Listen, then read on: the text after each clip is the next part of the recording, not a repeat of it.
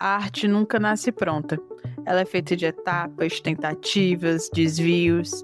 E aqui, no Rastro Criativo, a gente segue esses caminhos. Vasculha as etapas de criação, os bastidores e as inquietações até a obra final. Eu sou Sabrina Lento Mourão e nessa primeira temporada convido você a conhecer de perto o universo de 10 artistas incríveis de Caruaru.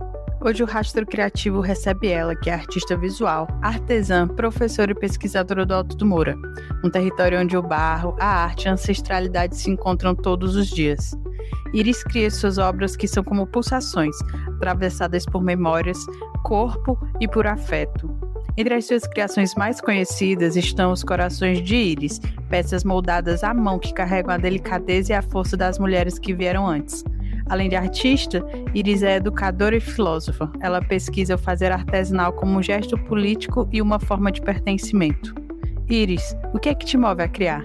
Oi meninas do Rastro Criativo, é um prazer gigante estar aqui, agradecer a Sabrina em especial pelo convite. Fico muito feliz sempre de falar sobre o que eu mais amo, que é a arte e sobretudo os meus corações, os corações de Iris. O que me move a criar é uma necessidade que eu sinto diariamente. É como se eu precisasse da criação e a partir disso eu consigo regenerar as minhas forças, intensificar as minhas esperanças, lidar com as mudanças e os transtornos, da matéria da vida. E é como se eu sentisse que eu, para viver, tivesse que estar criando, Eu acho que na minha vida hoje existe uma necessidade devocional, Eu sou uma devota da arte, como se eu tivesse que viver por ela, Então, o meu movimento de criação é muito por uma pulsação de oxigênio de vida mesmo. É muito íntimo essa minha relação com a arte, mas é sobretudo uma relação de muito amor, de muita admiração. Por isso que eu crio. Então, eu amo estar nesse processo de criação, eu amo estar dentro desse universo, amo me preparar para, Então, é um território do sagrado mesmo. Como foi que tu se tornou artista? Teve algum momento que te marcou como ponto de virada para assumir esse caminho? Eu me tornei artista, eu me lembro muito da minha inadequação, da minha falta de tato, nas situações ritualísticas primárias de uma menina, de uma criança. E desde criança eu sou artista, porque eu sempre fui a criança do corpo, eu sempre fui a criança do brincar. E eu admirava as coisas pequenas da vida em si e tinha uma angústia absoluta instalada em mim. Então, desde criança, eu sou uma pessoa muito angustiada. Com temáticas que atravessam a vida, a morte, a falta, a saudade, Perdi meu pai muito cedo. Eu experimentei um luto aos 7 anos de idade, Eu perdi muito do que eu poderia ter vivido com meu pai, que a gente se amava muito, uma relação muito linda. E o sobrenatural atravessa, a vida, porque é aquilo que a gente não toca em termos da vida, e da morte, ela se apresenta. E eu, criança, eu sentia que tinha algo ali que era estranho e era diferente e habitava o meu ser, Então, quando eu fui para a adolescência, aos meus 15 anos, eu já me inclinava mais para as áreas de escolha de profissão, de algo que fosse mais artístico. Tanto é que eu fui fazer filosofia, E da filosofia, eu fui estudar a filosofia da arte, onde eu fiz mestrado e doutorado, mas o lugar do criar, para mim, é um lugar da vida, é um lugar de onde você fala aquilo que é preciso, é o lugar onde você encara as tuas dores de frente e onde você pode poetizá-las, Então, eu acho isso lindo. A arte, ela consegue estancar a sangria, do nosso ser, ela consegue abraçar as nossas saudades e trazer esse refúgio. Então, a arte para mim é um refúgio e eu me tornei artista por entender que a vida, ela não é algo como 2 mais 2 é 4.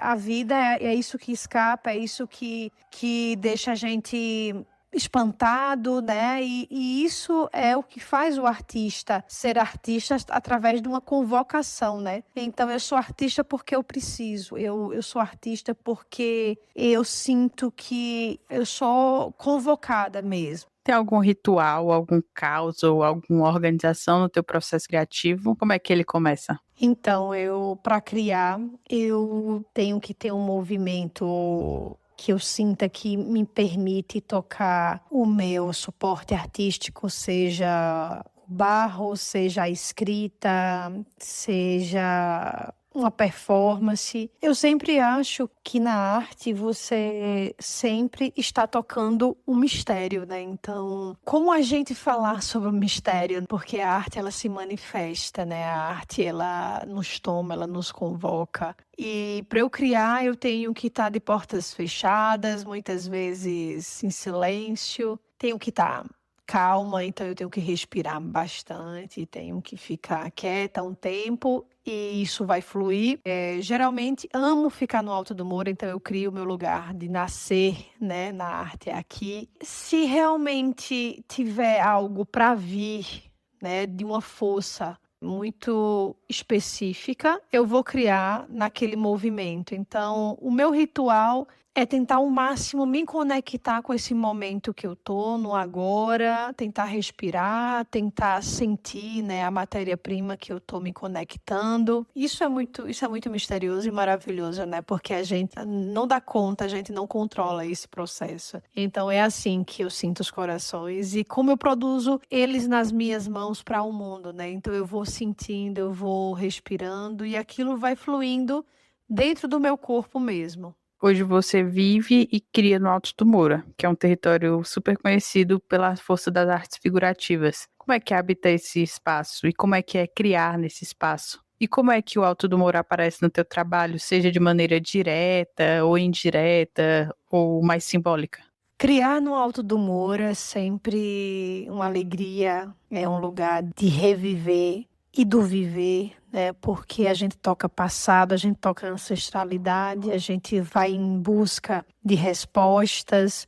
E nesse sentido, eu toco o meu íntimo, me questionando, eu olho para os artistas que me cercam e somo as minhas forças às deles. Sou também desafiada por eles, né? Então, estar junto em um lugar onde existem tantos outros criando ininterruptamente, isso é muito especial. Criar aqui é pulsar a pulsação de quem veio antes de mim. Então, eu sinto que é um lugar onde eu me firmo e me reafirmo o tempo todo enquanto alguém que respira e toca o coração desse lugar, desse mundo, desse micro-universo do Alto do Moura. E esse micro-universo, ele tá desde do primeiro toque no barro, né? Porque existem muitas inspirações aqui para mim. Falar sobre, né, esse processo de admiração pelo Alto do Moura é também ver nos meus corações o meu passeio dentro do figurativo, né? Desde o mais abstrato até o realismo. Então, meus corações, eles têm rasgões, eles têm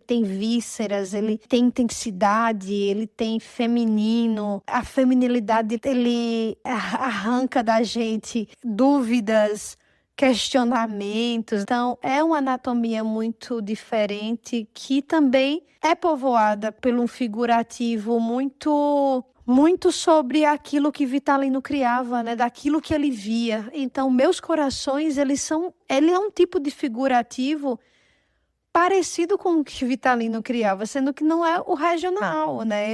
Meus corações, eles são pulsações do mundo, né? No agora. Então, eu crio aqui no Alto do Moura o que meu íntimo sente, né? Então, eu sou atravessada o tempo todo por esse lugar chamado Alto do Moura. Na primeira vez que a gente conversou, a gente falou bastante a respeito das metáforas que atravessam o teu trabalho, né? Principalmente pelo barro ser esse material, a princípio, moldável e depois da queima ele se torna rígido e resistente. E como é que tu carrega essa metáfora para o teu processo, para a tua criação e para a tua vida? Então, o barro, ele é uma escola, né? E o tempo todo eu aprendo com ele. É quase como Clarice Lispector fazer das feridas abertas narrativas impactantes de beleza, de intensidade, de apaixonamento. O barro, ele entra num processo em que ele é água, ele é terra, ele é oxigênio, porque ele respira. O barro, ele tem memória. O barro, ele tem decisão, ele tem propriedades, ele tem uma poesia cheio de sincronicidades, onde você vai tocando e você vai entendendo que não é você que comanda, né? Você tem que estar conectado a uma dança, né? A um ritmo. Estar conectada à terra é também conceber a essa terra o lugar de pertencimento. O barro, ele se pertence, né? O barro, ele é dono do seu caminho. E eu olho muito para o barro enquanto um campo muito feminino. Então, o barro, ele está ali no processo de molde, né? De você ir moldando e construindo. E daqui a pouco ele seca, ele pode quebrar, ele se esfarela, né? Ele é perecível.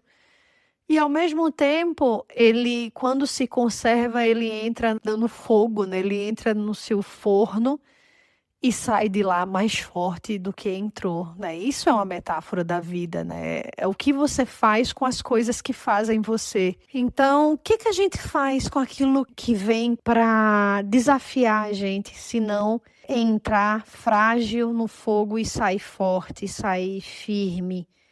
E sair intensa e sair preparada para o tempo do mundo, né? Como diria Heidegger, existe um tempo que me desafia, né? Então, no barro também existe esse tempo, e esse tempo ele é regido pela metáfora. A Adriana Calcanhoto tem uma música, né, que fala, né, e ela diz, né, o que fazer com as metáforas. O que é que a gente faz com as metáforas?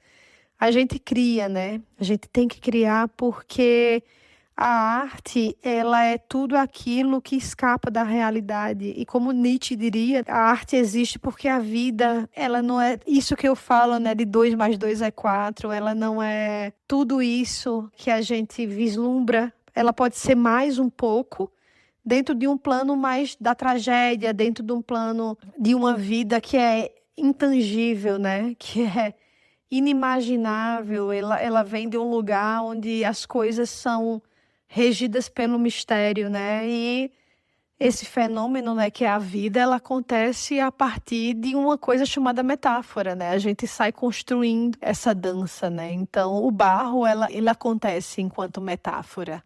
Hoje você trabalha e colabora com mestras do barro, né? Como Cleonice Otília, Socorro Rodrigues, Maria Margarida. Como é que esses encontros moldam a tua visão de mundo e como é que elas reverberam na tua arte? É isso que eu falo, né? Quando o barro ele toca a ancestralidade, essas mulheres todas do Alto do Moura, as mulheres que já passaram por aqui, eu sou todas elas. E elas são em mim esse todo que eu me manifesto através dos corações de íris, porque a gente percebe que o coração ele é uma linguagem soberana. Então, eu aprendi com elas a estar diariamente perto do meu sentir. Então, isso é um hábito do criar. Todas essas mestras que aqui vivem, que aqui estão, elas me ensinam a viver dentro da criação, dentro do sentir e dentro daquilo que eu chamo de autorreconhecimento, né? Porque as mulheres artistas, elas estão na arte também por uma decisão política de reinventar as possibilidades que nos foram tiradas. É um lugar de superação, é um lugar de decisão e é um lugar de beleza, mas, sobretudo, um lugar de autoconhecimento também. Qual foi o trabalho mais difícil que tu já fez, que te exigiu mais emocionalmente, fisicamente ou tecnicamente?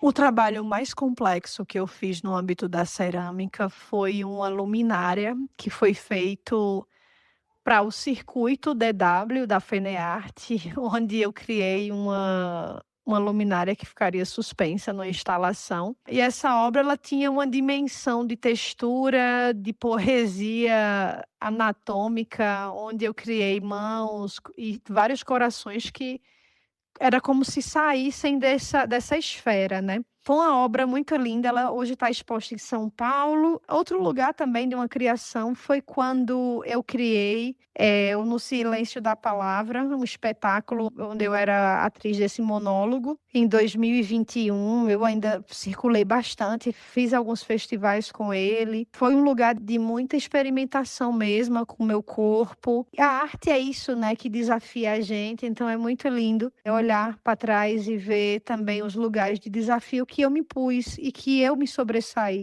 Então, esses 2 lugares, eu tenho hoje a performance O Coração do Boi, que é uma performance que eu amo fazer, inclusive eu quero esse ano ver se eu consigo me dedicar um pouco mais a ela, e que também é um trabalho de complexidade, porque eu interajo com o coração do boi, e aí eu faço diversos questionamentos a respeito de nós humanos. É muito bacana, eu amo.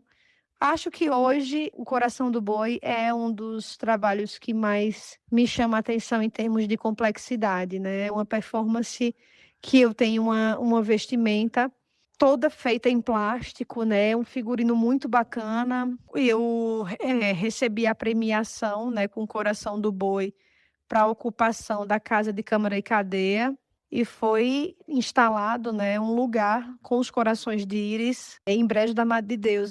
Eu tenho esse trabalho muito recente, né, faz 2 anos que eu fiz ele pela primeira vez, e quero logo mais fazê-lo novamente.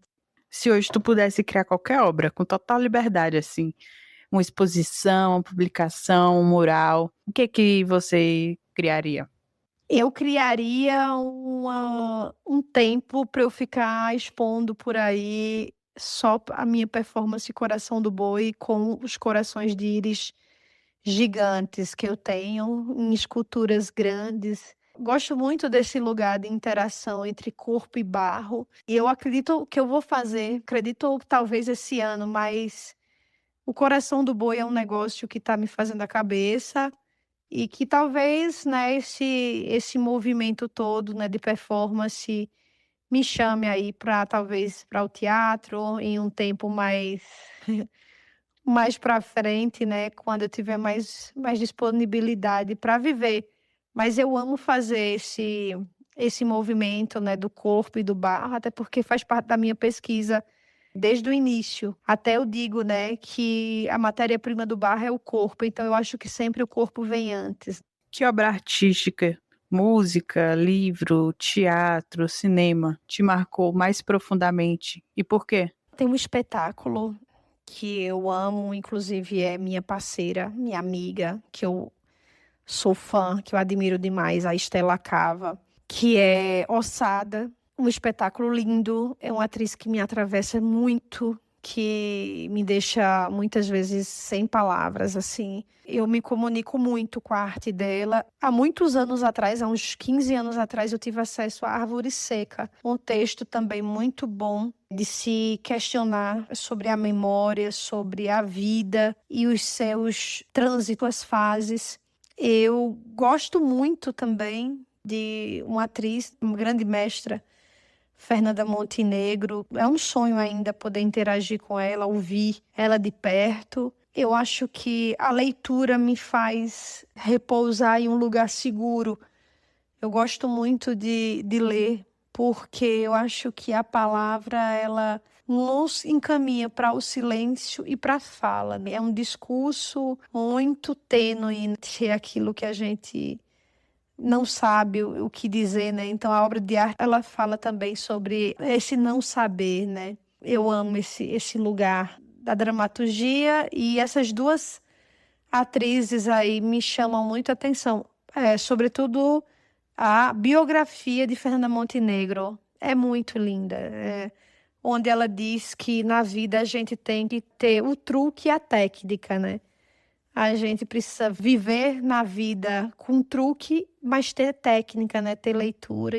Eu gosto muito dessas bases. Que conselho você daria para outras mulheres que gostariam de trabalhar com barro e artes figurativas, mas ainda não encontraram o caminho ou a coragem, ou ainda não começaram? Então, meninas, o conselho que eu dou para quem está aí também nesse lugar do descobrir a partir da arte, a partir do toque com a cerâmica, dessa conexão com o barro, eu sempre digo que vá fundo, mergulhe e se aproprie do desejo de falar aquilo que não está dito ainda.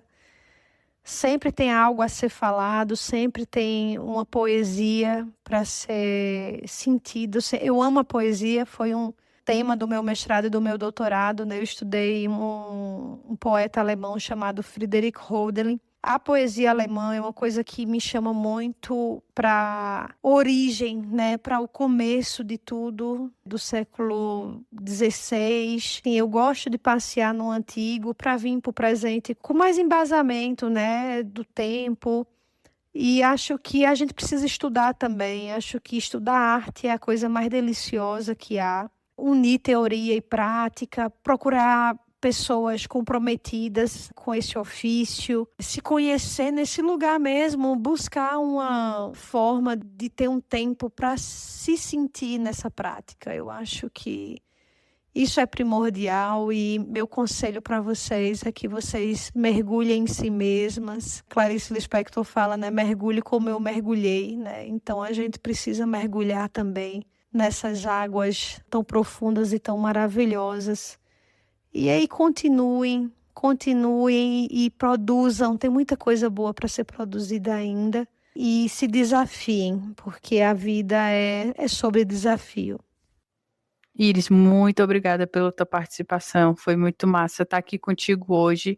E diz tuas redes sociais para o pessoal de casa acompanhar teu trabalho, conhecer um pouco mais do que tu faz e continuar essa caminhada junto contigo. Então, gente, agradecer demais a essa oportunidade, agradecer por essa iniciativa, Sabrina. Você trouxe à tona vozes e histórias de mulheres muito interessantes, né? Que tem muito a se falar. Então, fico agradecida demais por estar aqui, pelo convite. Estou junto aí também para o que você precisar. E, gente, eu estou nas redes sociais Iris Marcolino e Corações de Iris no Instagram. Sempre estou por lá, publico um pouco da minha rotina nas artes. Quem também precisar, né, trocar ideia, algo em que eu possa ajudar, eu estou por lá e para mim foi um prazer estar junto de vocês nesse podcast. Beijão para vocês. Você acabou de ouvir um episódio do Rastro Criativo, um podcast que investiga os processos de artistas que estão fazendo história com suas produções. Eu sou Sabrina Lento Mourão, idealizadora, produtora, host e editora desse projeto, que conta com a identidade visual de Paloma Paulino, a Pombo, da Oficina Emboá. O Rastro Criativo é realizado com incentivo da Secretaria de Cultura de Pernambuco, através do edital de Diversidade, Cultura e Periferia, pela Política Nacional Aldir Blanc de Fomento à Cultura. Para acompanhar de perto nosso trabalho, siga a gente no Instagram, @podcast Rastro Criativo.